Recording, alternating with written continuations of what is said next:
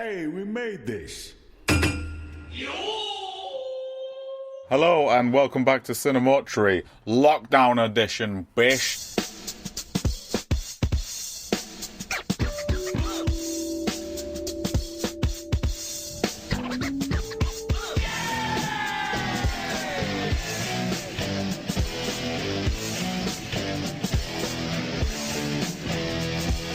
It is the sequel to Escape from LA, where we're all just locked in our houses individually watching fucking reruns of Midsummer Murders, which is all kinds of fine. I am Dave, motherfuckers, and joining me, as always, is Rob. Hi, Rob. Hi, Dave. How are you? I'm alright, mate. How are you? Oh, good. I'm in a very small, echoey room, and not the palatial surroundings of your studio for the first time ever. I know, you'll be pleased to know that since you've last been here, there's actually more room in here now, because I threw out, like, 2 carloads of junk. Oh, well, that's good news. Threw me out too. Well, yeah, you're making a comeback, though. You're making a comeback at some point. Lockdown's over on Monday. Anyway, who the fuck are you? What are you doing here? Hello, I'm Michael.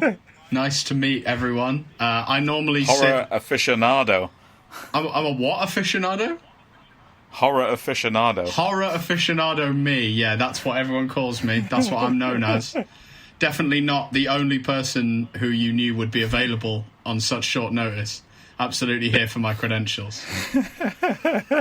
Well, you're the only person here that can talk the toot and not produce content that I will have to edit, because it either gets too personal with someone that no one knows about, or you've just sat there and given me nothing useful. So, here we go. Thanks for that, mate. Thanks for that glowing review. Well, I mean, it's a limited pool.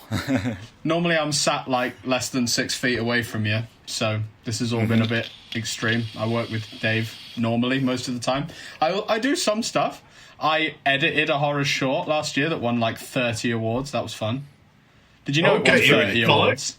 Did you know it won 30 awards? One of them was for me.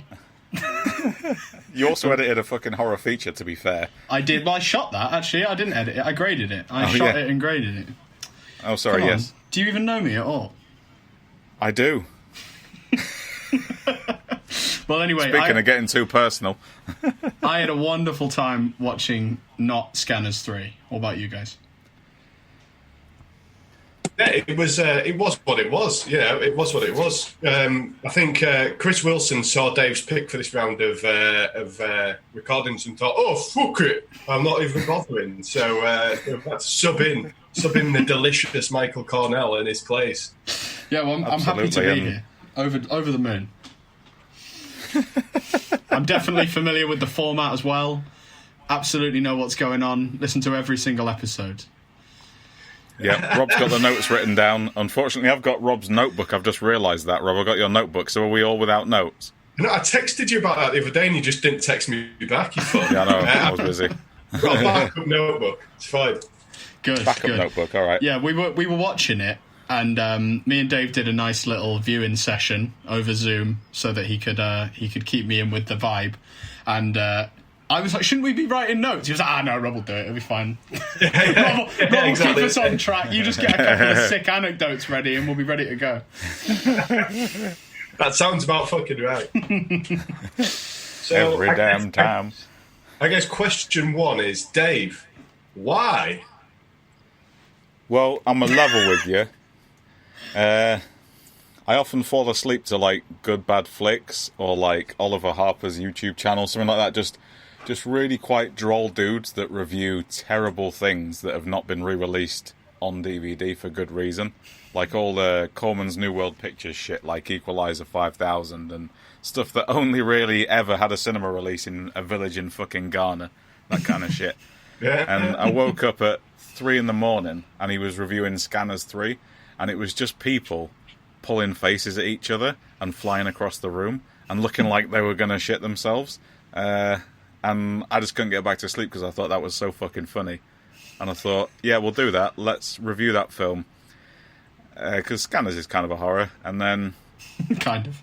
I didn't realise Scanners 3 occupies that place, that weird middle ground, which is it's too popular and restricted to be free on YouTube because the copyright holder gives a shit about it, but at the same time, absolutely no fucker else in the world gives a shit about it, so it's not available for free to torrent anywhere. So absolutely no one is watching this.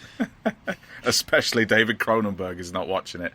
So we went for Scanner Cop, which is the fucking spin-off to Scanners 3. Not Scanners, Scanners 3, sequel. which has its own sequel. Maybe it's got Michelle Yeoh in it or something, and it's got Kung Fu, I don't know. But like that's basically it.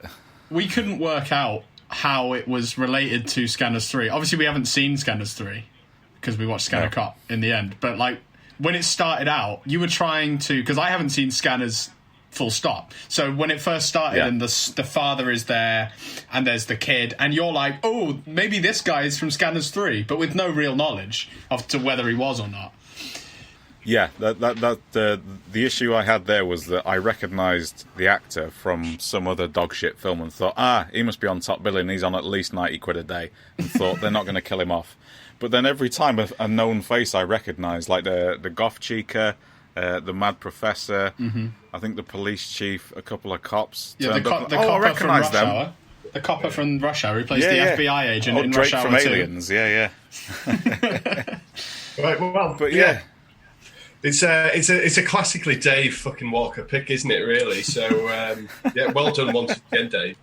That's all right. Anytime. Should we take a dive into this turd-filled water? Yeah, feet first. Yeah, let's cover your mouth. Let's do that. Let's hear the sound of those pages cracking open, Rob. Let's. Would you like me to begin, Dave? Well, I remember this bit pretty well, so I can. I remember the beginning. You go, mate. Go on then. Go on then. Who's going? Me? I can go. I can walk us through the first go on then, section. Big Dick Mutton Chops. Have a go. So it starts off. We're in what I assume is like a terrible, clapped out apartment building somewhere, and you've got this dad who's just going mental, just going absolutely off the charts, and his kid is sitting there looking not overly concerned, but just concerned enough that you feel that you should join him in his concern. And he starts talking about these pills. Now, I had no idea that these pills were important, but Dave apparently let me know that they are important in Scanners 1, these pills. And they're out, but he just keeps talking about pills. I'll get you some pills, kid. I'll get you some pills. It's going to be okay. I'll get you some pills. And then it all kind of starts going downhill from there, really. When we get the first of many attempts to blow someone's head up that doesn't actually result in anyone's head getting blown up, which is basically the theme of this movie, as far as I can tell. Yeah. It's like, we're thinking about it, but we haven't quite got the book. We're going to do it. We're going to do it. Though it must be said, when he's looking in the mirror and he gets these horrible faces like popping out of his head, like pustules with eyes that are like almost pulsating, I thought that was quite a convincing effect. It looked better than Terminator. Yeah. Well, yeah, it's interesting that you bring that up, because the first sort of thing that I noticed when the credits were rolling was that the effects were done by a guy called John Carl Bueller. And I was like, I fucking know that name because I'm a nerd. I was like, right, I'll backtrack later, and I've watched it. And I had a look, and this John Carl Bueller guy who did the effects directed Friday the 13th 7, The New Blood, and he also directed the first Troll film, Dave. Oh, the first Troll film? Yeah. Wow. I like the first Troll film. It is fucking gross. Yeah. I was gonna say, like, these physical effects look like something that would be Nightmare on Elm Street maybe 10 or 12 years before it. Yeah, well, it's funny. It's funny you should say that as well, because some of his effects work was on the Nightmare on Elm Street sequels. So excellent. He just fucking probably pulled it out of his little box, covered it in some Vaseline, stuck it on his head. There you go, off you fuck. Exactly. Yeah, that's it. Yeah, they were genuinely acceptable. Like throughout the film, of all the things you can pick on, the practical effects are not one of them. They were pretty solid, I thought, for considering what it was we were watching. You know, giving it a couple of free passes. Yeah, for sure. So there's a bit of ruckus going down. They're making a lot of noise, and two bumbling cops turn up, don't they, Rob? They do. Oh, yeah, I love a bumbling cop, Dave. Absolutely. Tick. Yeah, Tick. And one of the bumbling cops who becomes one of our main characters in the film, this is a shout out to Chris Wilson here, looks exactly like Tosh from The Bill in the 1990s. My goodness, Google time. Yeah, get that Googled, honestly. You will Tosh be... the Bill. Tosh from The Bill. The looks Bill. exactly like... He does. Fuck. Yeah? Fuck! But thanks to Oh my Google Christ. predictive searching, Wow, I now know that Tosh from The Bill dies. Oh, damn it. Spoilers. Spoiler. He died in 1998, the actor, apparently. There you I go. haven't got that far on the bill yet, so that's a spoiler. Yeah, sorry, mate. But yeah, he looks exactly like him. Well, I was convinced early on that Tosh from The Bill was going to be the lead. I thought he was going to be the scanner cop somehow. I thought the scanner was going to scan him and turn him into a cop, because obviously I had no idea of the mechanics of scanners. So when the big twist happens, I was in there already hooked from the get-go. Well, I suggested to you that it would be like Turner and Hooch, and Scanner Cop would be a buddy cop movie where the kid was a scanner. Yeah, And then the cop is a was cop. obviously the cop. Which is kind of what happens. Kind of, yeah, but Yeah, whichever... Go on, Rob. Sorry. No, you carry on, Dave. I was going to say, just like, whichever outcome you get from this, is it a buddy cop movie, is it the one we actually get, it's still, which deflated souffle do you actually want for dinner? The burnt one or the cheesier one? Aye. Yeah. Yeah. And we go straight to another one of my favourite cop cliches here, which is cop that rescues kid from a shit situation and ends up adopted him. yeah, like that's how it works. Like that happens all the time, or when you're on the force. You find a supernatural exactly. kid in a clapped out apartment building, and then all of a sudden you got to house this thing. Keep it off the streets.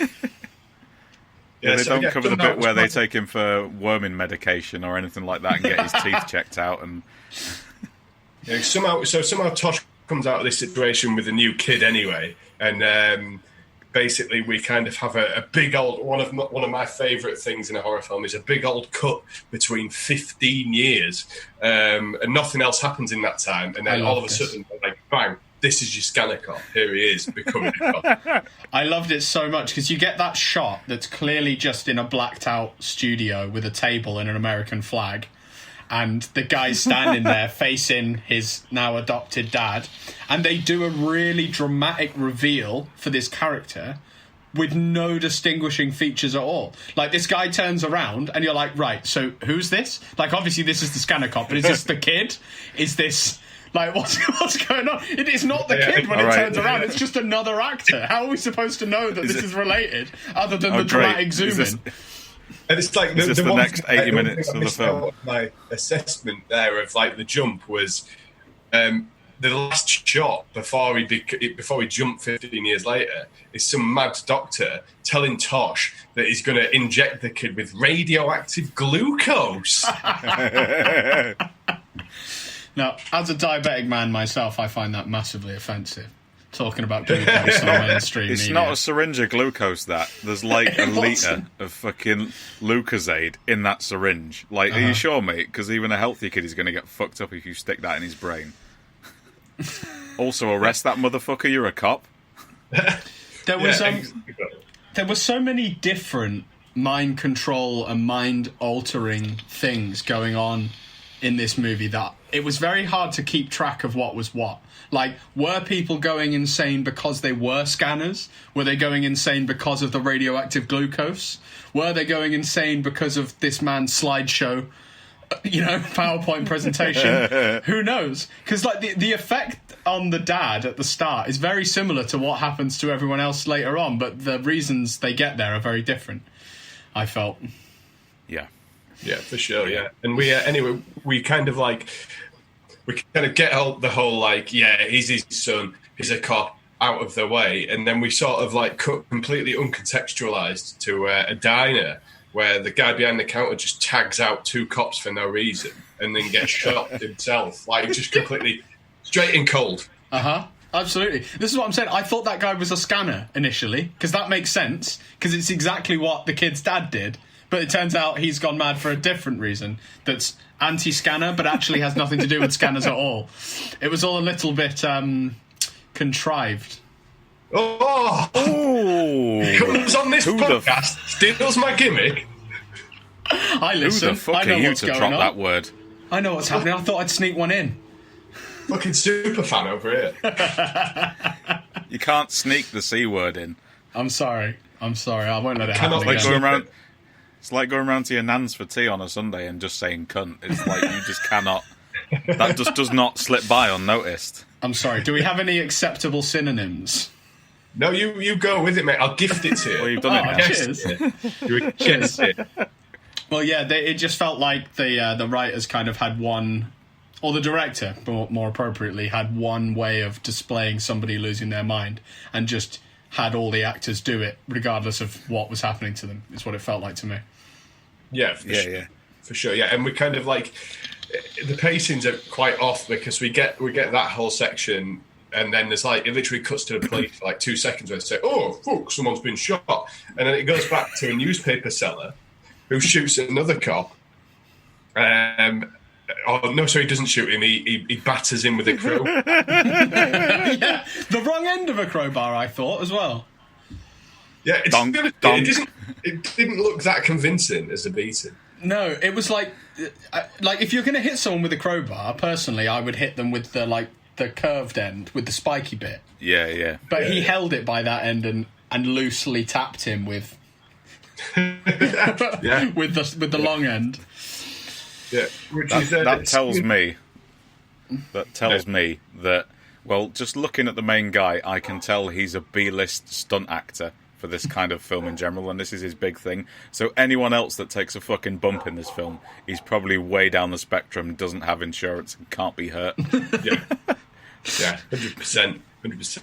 And like, I guess the thing to note is that when these attacks are taking place, the cops seem to like morph into sort of different kind of weird ass fucking creatures as it's going on, which is kind of, I guess, a bit of an important plot point. Yes, it is. And Yeah. I get the impression also that these fucking creatures are absolutely also what the effects team had from previous films. Are you afraid of insects? No, not really. That's a shame, because we need to do a fucking giant insect thing. One of them was afraid of a doctor. One of them was afraid of doctors. That was... Actually, wasn't that Scanner Cop? Scanner Cop was afraid of doctors. He was trying to poison his brain with that. But, Yeah, like... that's right. He was going to have him... Forgive me if I'm getting this wrong, but he was telling him about the doctors, the thing, so that when he saw his dad, he would think he was a doctor. But at the time, his dad was in hospital, so he would have had to walk past, like, 15 doctors to get to him, to see him turn into a doctor, and then freak out. Stop searching for logic, Michael. I'm afraid this is all you're going to get from me. No, that's fine. No, someone's going to do it. So the next thing we get lumped with is another little sort of slightly unnecessary scene of Tosh, and we kind of find out he's a commander now. He's not in the uniform anymore. He's Barry Big Bollocks. And then we waz off from there to meet the baddie, and we sort of start to find out there's a kind of mad doctor living with a mad psychic. But it should be noted, not the same mad doctor that we were already introduced to earlier on, because that would have made way too much sense. Yeah, no, a different mad doctor. Yeah, A different one. Because you can never have too many. Of course not. My favourite thing about this guy is that, like, his whole tragic backstory about why he's all messed up is that he got shot in the head a bit by Tosh, and all he has to show for it is a tiny little scar on his head, which no one would have noticed, but showed up beautifully on the portrait of him later on. But that's all. I don't know if anyone's familiar with this actor, but Michael drew a weird comparison where he thought he looked like Henry Winkler from behind, and this guy obviously plays the principal in the Halloween remake, and Henry Winkler plays the principal in Scream, so that cooked my head a bit. I thought he was trolling me, but I recognise this actor from so many things, and he looks like he's wearing age prosthetics to make him look older, but I think he genuinely has a skin condition, or he has Bell's palsy or something, which makes half of his face paralysed. Yeah. But, like, every film I've seen him in, goes very slightly out of its way to explain why he's a little bit weird looking. But, like, this is so over the top. Like, yeah, he got shot in the head and he's got a metal plate in his head. That's why he looks a bit funny. Like, oh, okay. Okay.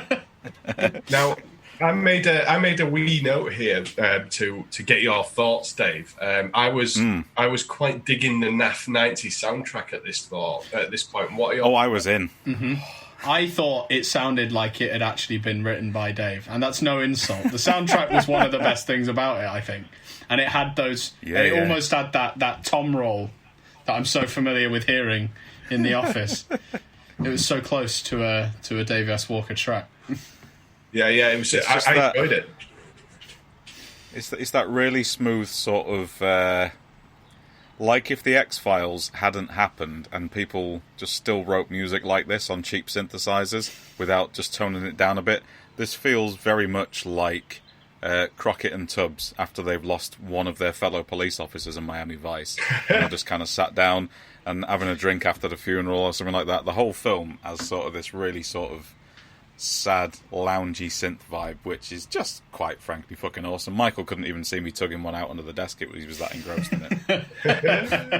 I thought the video was shaking a bit. The soundtrack's fucking good, man. And we sort of was off to one of my favourite things about films like this, which is a rookie cop, in this case Stasiak, our scanner, and his new partner, who's the sort of classic grizzled uniform cop, and they go out and the uniform cop shows him the tricks of pulling a drug dealer off the streets and getting his stash out of a bin. Just beautiful. I'm not. You know, I don't want to make this too political, but there was not a single white criminal in that entire film. I noted it a few times. The first guy, like, yeah, sure, he was dealing drugs. Sure. But realistically, he was just standing there, and that cop had a full vendetta against him. What was his name? That guy, he had a funny name. But, yeah, man, there was a lot of that. And then the second ones are, like, Native American, and then you get some Hispanics later on. Yeah. Mm-hmm. Yeah. White people don't commit crime is the moral of the story here. Absolutely. They're just supernatural beings. All the white people. Yeah. Yeah, exactly. And then we go off to, because we need to really keep hammering home the point about the power, the strange sort of hold that the mad professor has over these people who keep killing cops. We have yet another cop killing next, which is a mortician who kills a cop after he turns into a zombie in front of him, which was a bit intense. Yeah, not to jump ahead here, but they claim later that this zombie is the picture from the tarot card, and that's how they make the connection, right? That's this guy. But they're clearly not the same thing at all. They're just both zombie types. That's it. Yeah, they're both a bit dead. That's about all of it. They both had kind of blonde hair and a bit of blood on them, and that was about that. In terms of comparison. It's a bit like me going into the shop that Dave works in his spare time, and I'm just like leafing through N64 games, and some regular comes up to me and goes, "Oh, Dave, can you help me out with this game?" I'm like, "Well, I mean, I've not got dreadlocks, and so I'm not Dave." It's like, yeah, you know, you're both human beings, so close enough. Yeah, man. Yeah, considering that the whole investigation kind of hinges on this tenuous link. Yeah. I thought they could have at least designed the creature so it looked a little bit like the thing on the card. So maybe that's just me asking for too much. No, exactly. I like the bit with the card where he asked if he can take it out of the bag, and the guy was like, "Yeah, there's no prints on it anyway." It's like, maybe take it to the crime lab or something. Or just fucking dust the cunt and say, "Yeah, fuck it, lick it, whatever." Yeah, maybe don't just make that call. We kind of get the first look of Stasiak's scanner vision next, where basically he happens upon a guy who flips out on his partner, and he sort of slightly scanners him off a bit and shits him out of the way. Which scene is that? It's basically him and his partner are kind of going about their business. It's like a montage thing of them just generally being cops, and one of the assailants gets a bit aggressive with his partner, and Stasiak like gives him a little bit of the old eyes, and he kind of just fucking gets shitted out of the way. Is this the ice house fight? Yeah. Yeah, exactly that. Yeah. Oh, the ice house bit. Yeah, that was funny. It really proper reminded me of William Regal and Bill Goldberg from WCW Nitro. Proper There terrible he stuff. is. Terrible stuff. There he is. Hang on, tis the sound of Wilson going, fucking hell. I'd love to take... If Chris Wilson falls over in a field and no one else is there, did it really happen? You'll never be able to prove that I said it. Never. It's all ganging awkward. It is a little bit. I did, before you completely freak out and have an existential crisis, I set him up for that one. Just mostly to get that look on your face and a pop for Willie. I can hear him right now going, it fucking is just like that. It's just like that. Yeah. And so like we have this little sort of establishing scene of his powers, and then he gets back to the station and has to report to Tosh, who presumably got word of this, and has to quite quickly explain himself.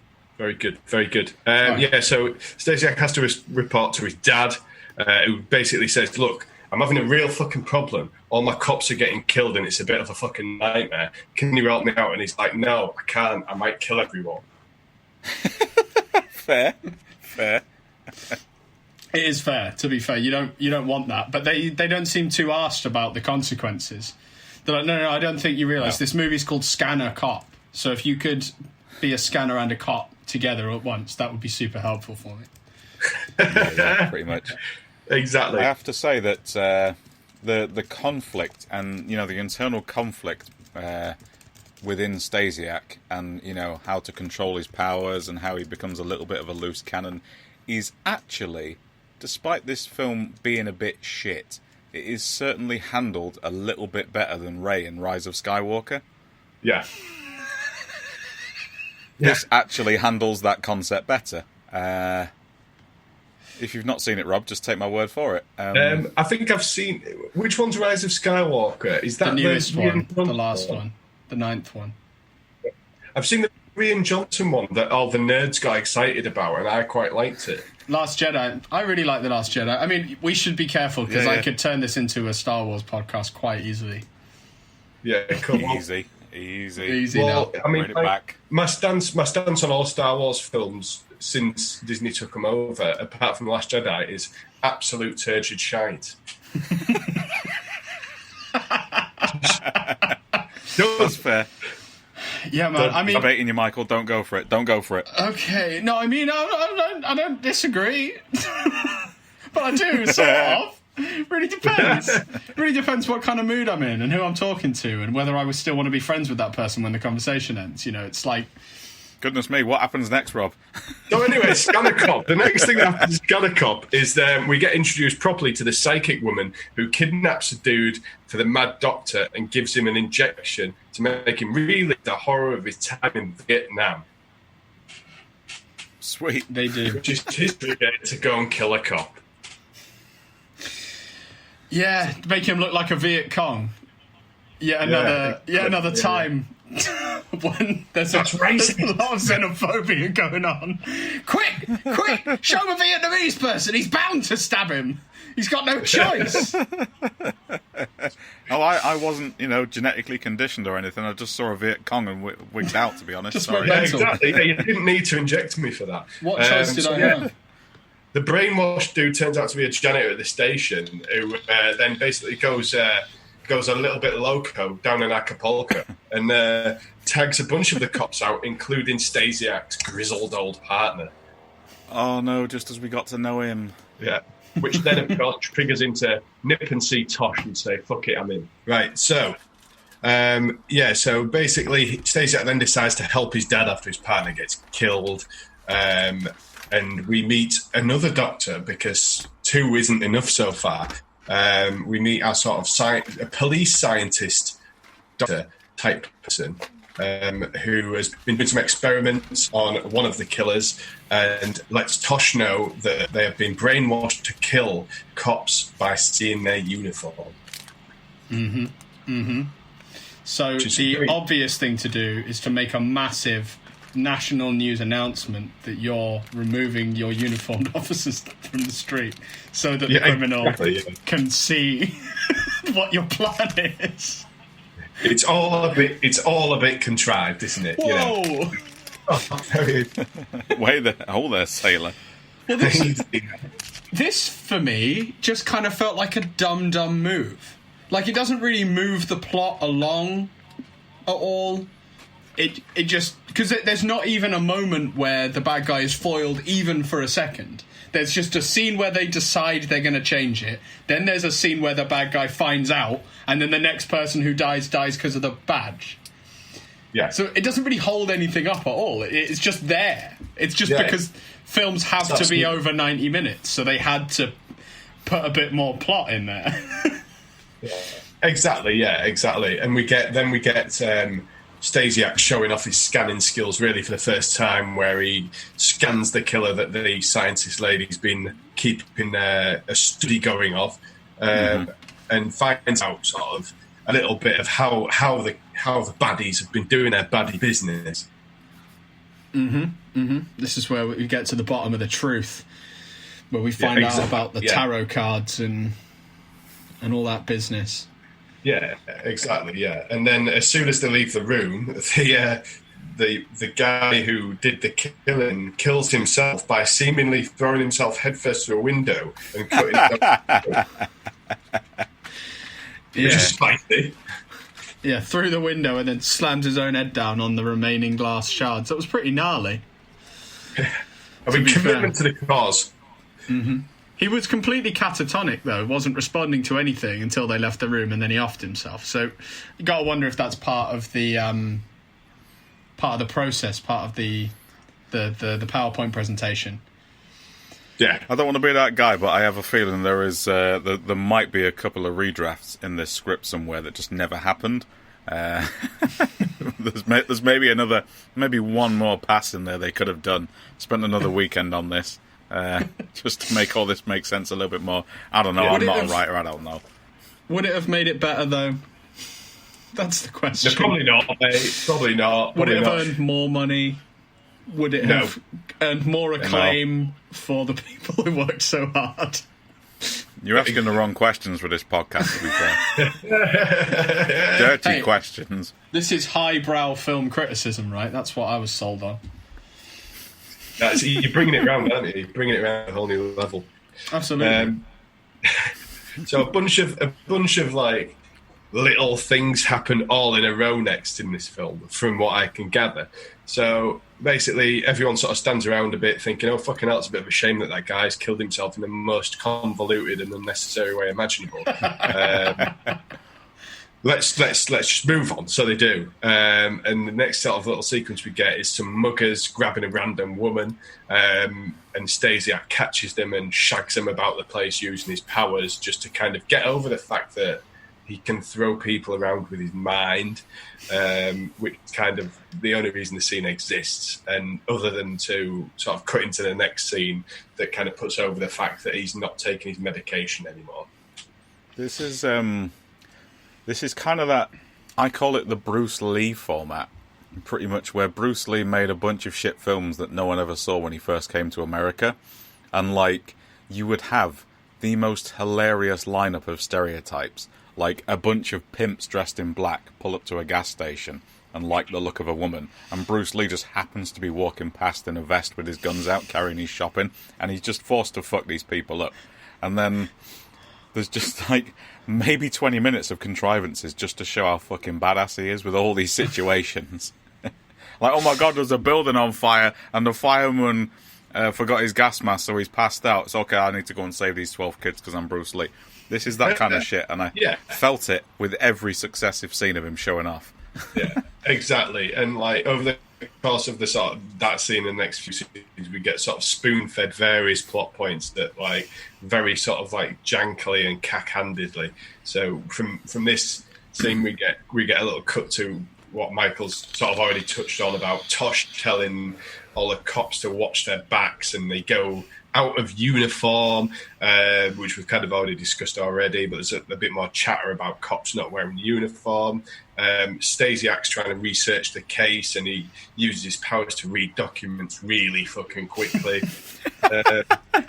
Again, this is stuff that is never ever established in the other Scanners films. He just invents new powers, and they fucking go to hell in the third act. They literally go to hell. I'm trying not to jump ahead to hell because that's magical, but all the little things he can just do. Bearing in mind, of course, as well, that this guy, Stasiak, he's been taking his medication diligently for 15 years, ever since he was a kid. And I very much doubt that his dad ever had to control a computer to draw someone's face from memory. The computer, as I said. The computer apparently is canonical. But still, how does Stasiak know about this? Has he seen Scanners 1? Is that what we're supposed to assume? Because he was raised by a cop and was taking his pills the whole time, but now all of a sudden he knows everything there is to know about the limit of his powers and much more. But yeah, that was also, no one really questioned him on the document thing. I was really expecting that somebody would at least say, "Wow, you got through them quick," but they didn't at all. Yeah. It's just that they didn't want to waste a day of in-game time with him reading documents, so they just had him read them all, and then everyone's okay with it straight away. It's ticking boxes all along, and like the next sort of scenes that follow are kind of carry on in this vein. So we get the psychic woman who grabs and injects another woman on the street. Then we cut back to Stasiak and the good scientist woman who asks him out for dinner, and they do a bit of that, and he kind of controls a woman's mind to give his date her fucking dessert. Yeah, again, she seemed okay with that as well. I'd be a little bit freaked out if I was out on a date and my date went a bit constipated, and then all of a sudden a load of cake showed up. Like she just let it go, and it was all very honest. No, don't worry, I've seen it. I've seen Scanners 1. I know what this is about.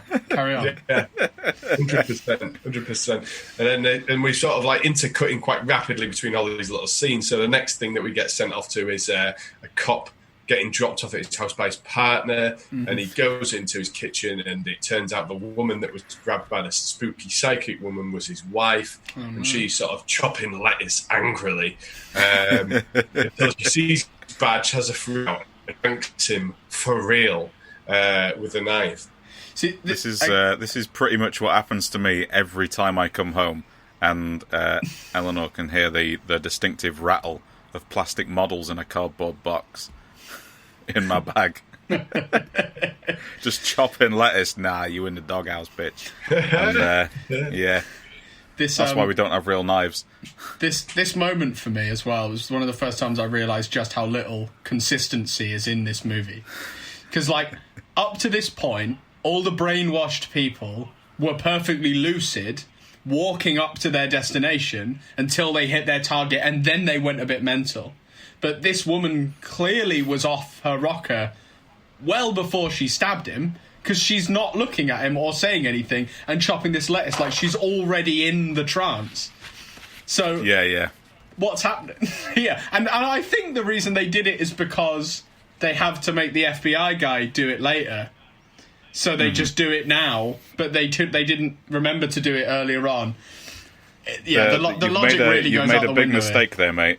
You've made a big mistake there. Drake is not an FBI guy in this. That is Rush Hour, where he's the FBI. That is Rush Hour, yeah. Well, I was just thinking about my happy place. G14 classified. G14 classified. Take your letter, shove it up your ass. Oh, it's like Chris Tucker's in the room. Lee! Chamo, Lee! So, Chamo!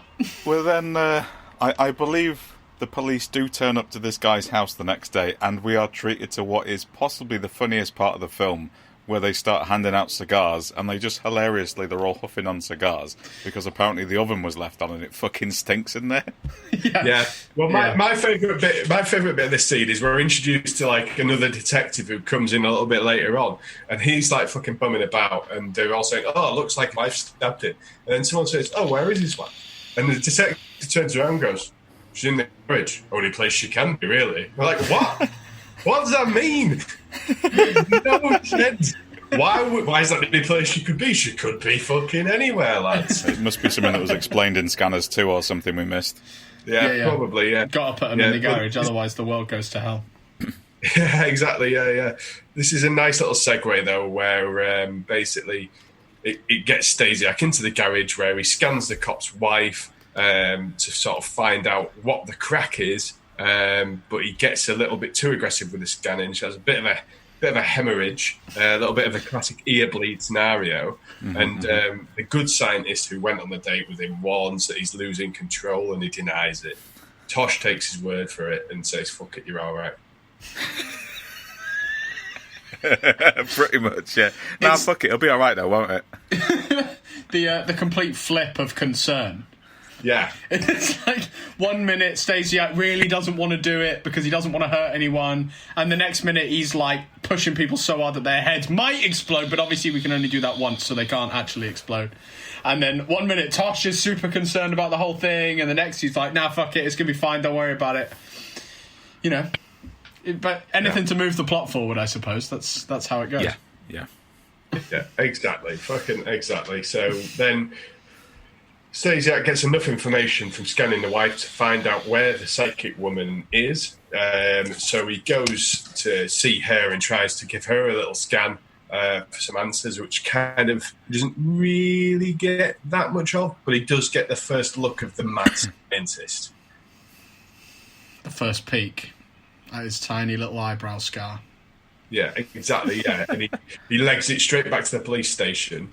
And then, like, he's just going to scan mental at this point. He's just scanning anything that fucking... He's like a 5-year-old kid at self-serve at Tesco for the first time. He's like, oh, fucking hell, tangerines, do that one. And he starts fucking, like, scanning computers to fucking, like, make facial recognition software work perfectly. The facial recognition in software, MS Paint. which was definitely MS Paint. Yeah. The symbols on the side, that was MS Paint circa 94. Yeah, that was Windows 3.1, that was. You know, in movies where you see someone looking at... This is kind of an early noughties thing, and they thought they could fucking get away with it. It's like Kelly Rowland's texting someone on Excel and wondering why they didn't fucking text back. When you see, like, people all watching a monitor... like they're watching CCTV or something, and you can clearly see the fucking QuickTime bar at the bottom, and the fucking shot cuts just before it gets to the end of the clip. Like, we wouldn't fucking notice, motherfuckers. Yeah, exactly. Fucking exactly. So yeah, and then we basically get a picture of the guy, and Tosh knows him, and then we get the backstory about Tosh shooting the guy, and Tosh explains that he did brain experiments on people, and that was a bad thing, and he shot and captured him, and he got sent to a facility for those with certain medical issues, shall we say? Mm-hmm. He was basically a cult leader, wasn't he? As far as I can tell, He didn't really have any superpowers aside from that he had a big needle, and a projector. He didn't really have much special going on about him. He was a bit of a smooth talker. Yeah, well. 3 followers. Yeah. With 3 followers. Yeah, he was basically just the leader of a very small cult. I'm not sure that he needed to go to a mental institution. He seemed to have his wits about him, pretty much. He didn't seem insane, just a bit maniacal, perhaps. Yeah, exactly. Yeah. But it's convenient, Michael, for the plot for him to go there. It's true. It's much easier to escape from a mental institution. Exactly. A mental institution with the Doctor, and this is why, like, so in terms of plot, right? You're writing a story from scratch. You want it to be as a small amount of contrivancy as you can get away with. So instead of just having one Doctor that we see early on who comes back later, what you have is 2 doctors, one of whom teaches the other one how it all works while he's in a mental institution. Like, why did we need 2? Why did we need 2 individual characters with 2 different backstories when we could have just had one Doctor who had a specific vendetta against the scanner cop? That would have made way more sense to me. But instead, the Doctors meet in mental hospital, the Doctor 1 gets stabbed in the ear, like a lot of people seem to do in this film, and then we carry on. Yeah, exactly. Yeah, and we carry on back into the present day when the police raid the psychic shop, finding nothing but a tarot card saying that basically Tosh is next, which Stasiak's a bit pissed off about. So the good scientist lady, tries to calm him down by telling him you need to take your meds, and he's like, "No, fuck that! I can't be arsed. I don't want to take my meds. I just want to like carry on, gradually losing control of my shit." And it's just all a bit like it kind of feels like these scenes are just there to be like, right, this is why this is happening. We're just trying to get all the shit out of the way, and then we'll get into the final act in a minute. Yeah. We've created too many plot holes. We need to tie a couple of them up before we move on and finish this thing. Yeah, exactly. Yeah, and then sort of we get the mad scientist guy grabs the inspector dude from earlier on and brainwashes him to take Tosh out.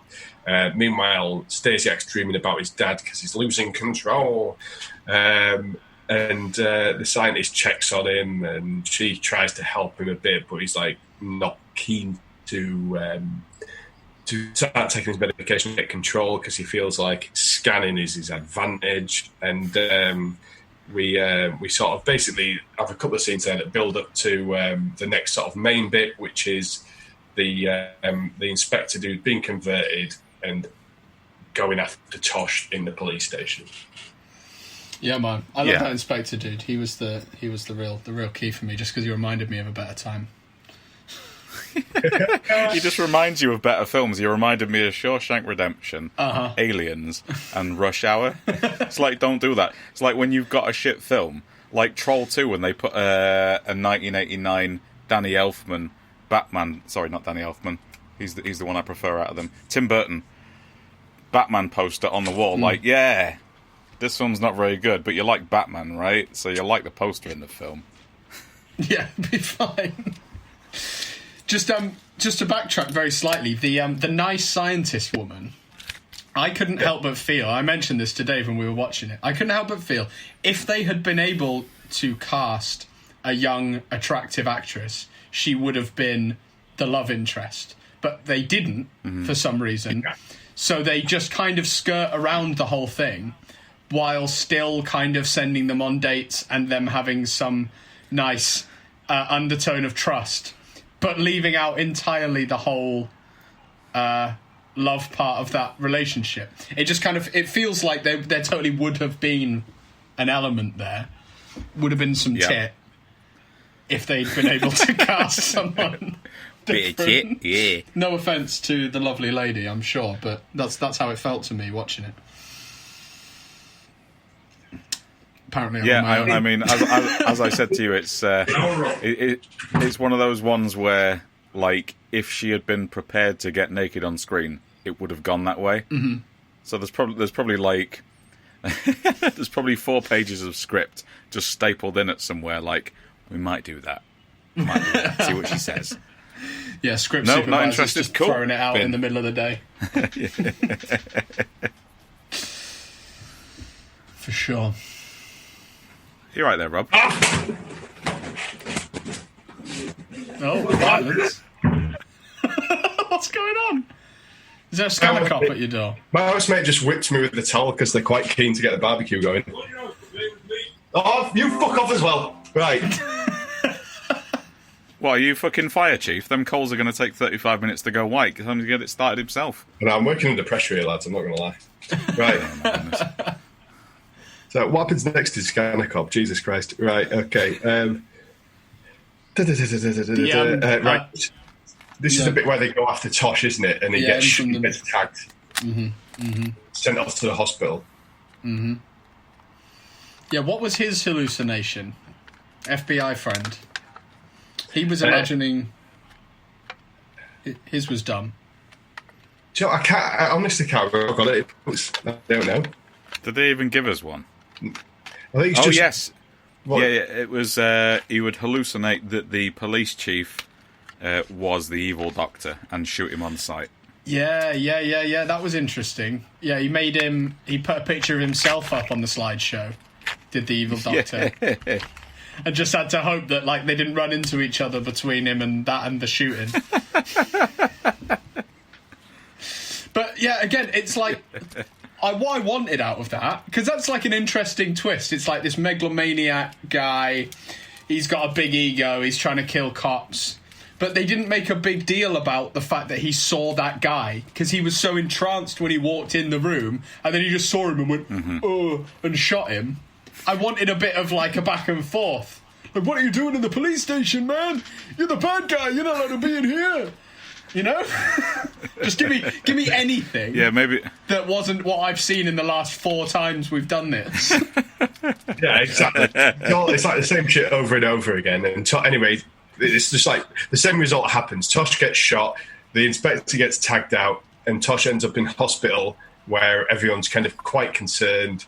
The scientist gives Stasiak another bollocking about he's losing control of his psychic abilities. But just as she's bollocking him about how bad the whole psychic abilities thing is, he uses them positively to notice that the creepy tarot card woman is in the hospital.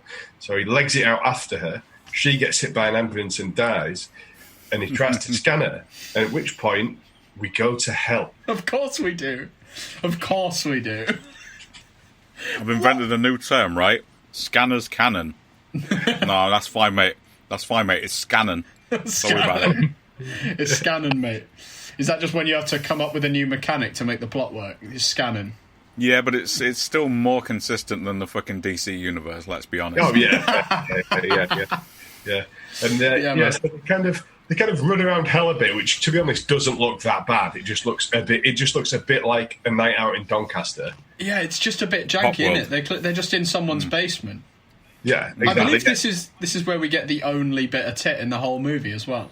Yeah, very briefly. Very briefly. Very briefly. It's there and it's gone.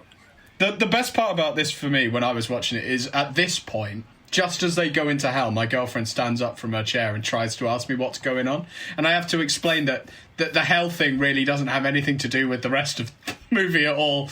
We're just here briefly, I'm sure, for a second, just to sort a couple of things out. And then the problem for me really with the hell thing is it really takes the sting out of the only head explosion.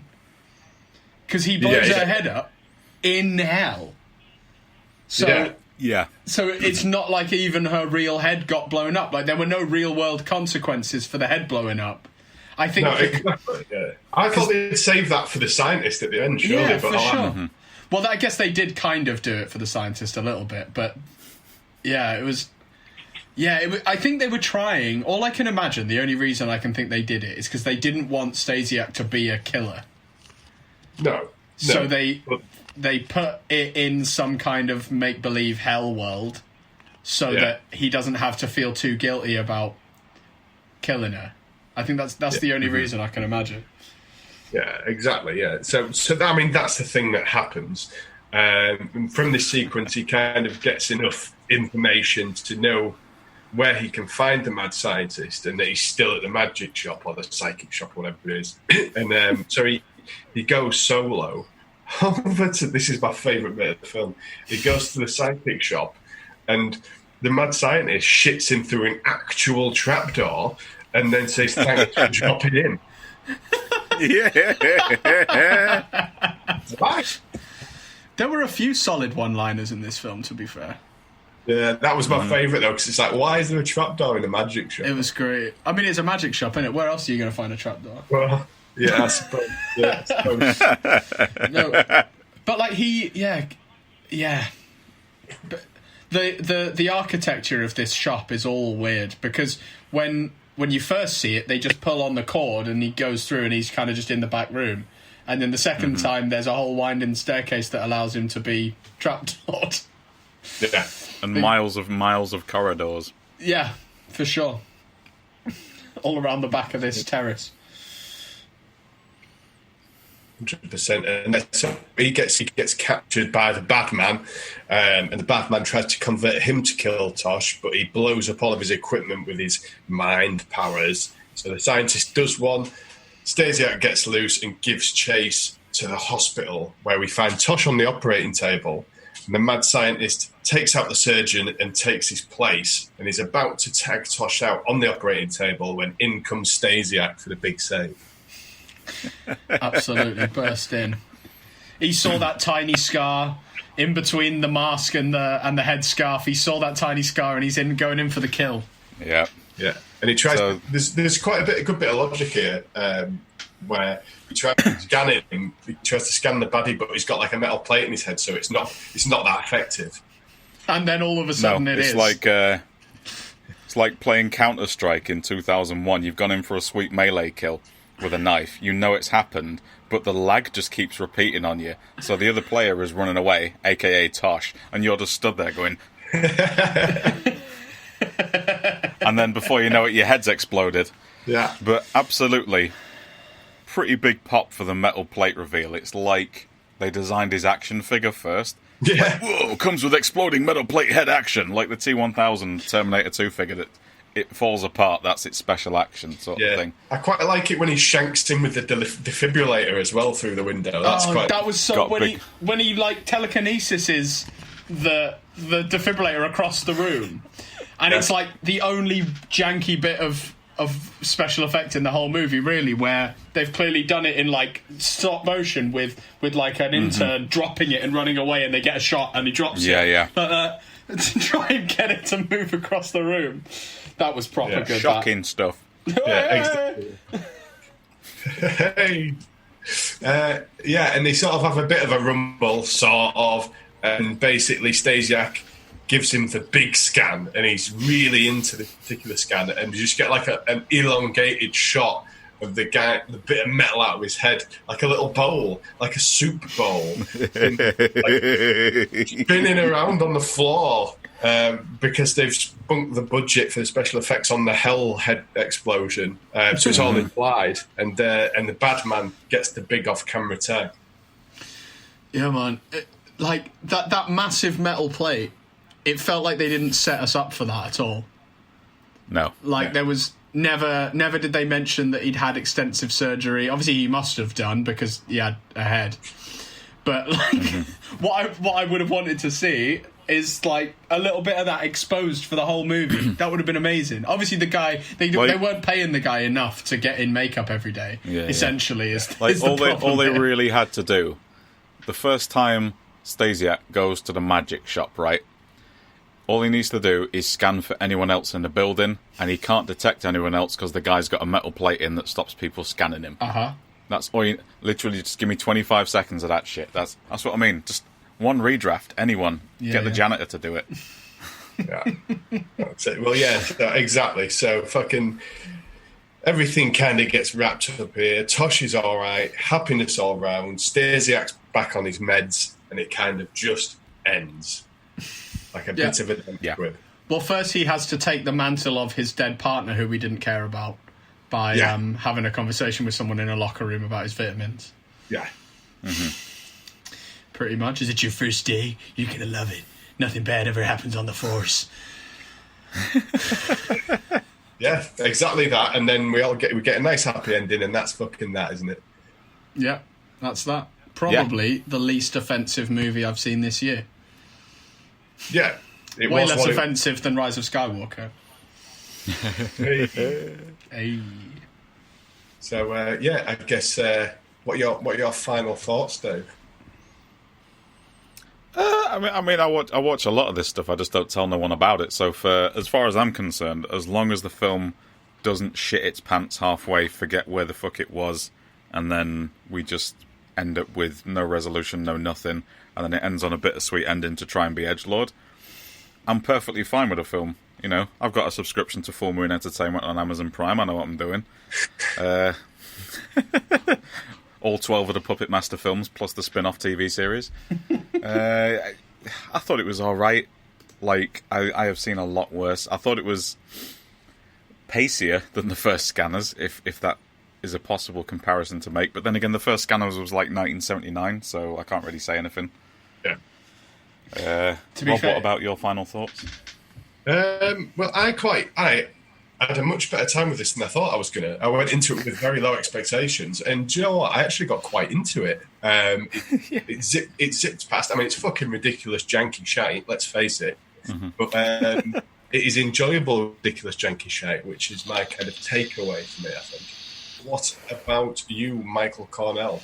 Yeah, I don't really watch any of this stuff. I tend to try and not fill my brain with nonsense as much as possible.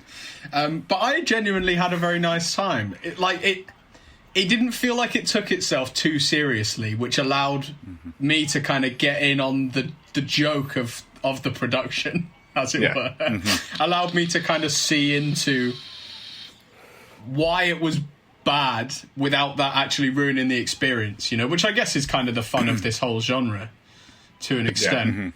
But yeah, I thought it was completely inoffensive. I thought everybody did a good enough job to keep me entertained for 90 minutes, and what more can you ask for, really? True. Well, I suppose we better dole out some shit and popcorn. What order do you want to do this in, Dave? Police badges is popcorn. Yeah. And evil tarot cards is the turds in this case, I think. So we'll do... I shall go first. Yes. I think I nominate myself. So, evil tarot cards, turds. It's a 7, isn't it, really? Yep. Yeah, I'm surprised the video didn't keep cutting to black like all those fucking straight-to-TV Roy Scheider movies from the 90s, where it's like 4 hours long, but every 15 minutes it fades to black and something's resolved. I thought it would be that kind of TV movie, not edited. Yeah, I'm gonna go with a 7. It's pretty janky. Good, yeah.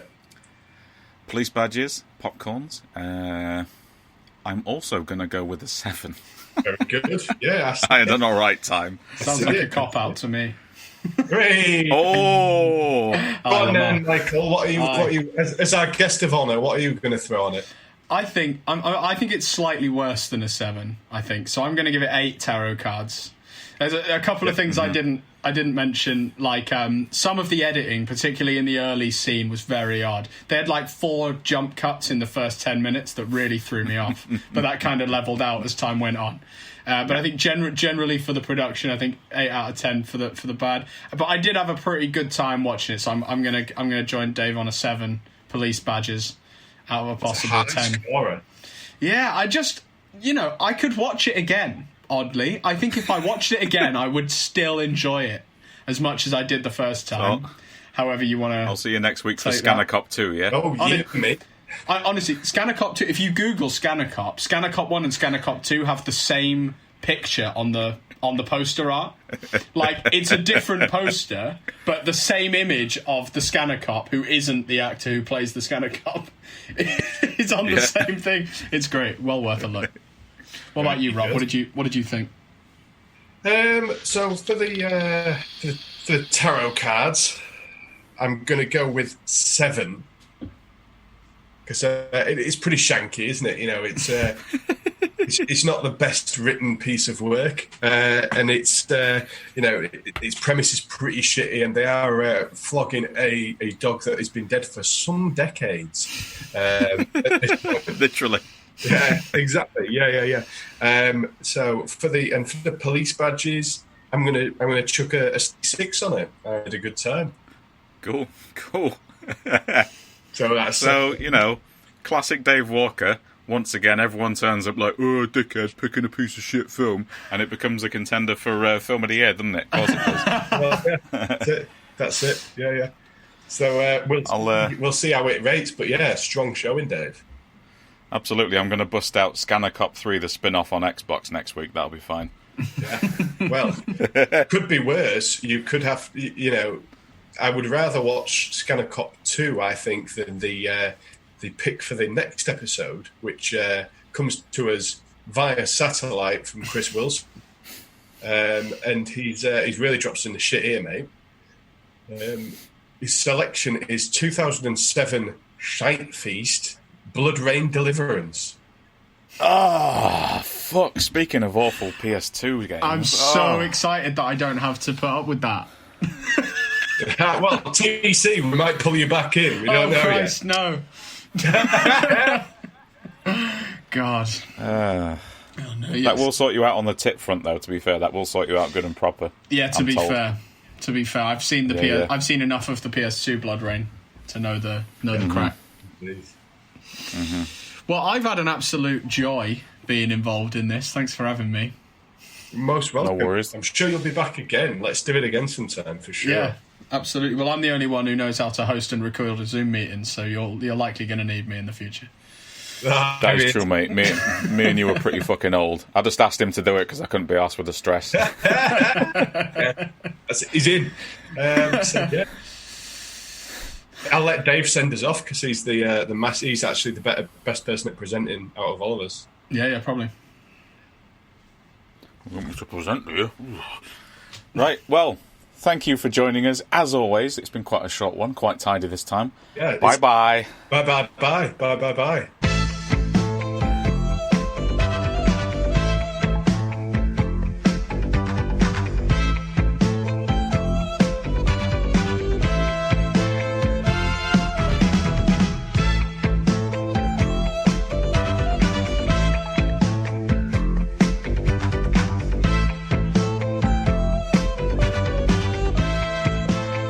Previously on the We Made This Network. The Movie Palace. Are you a gangster fan generally, Andy, before we come on to The Public Enemy specifically? You like this kind of film? I do.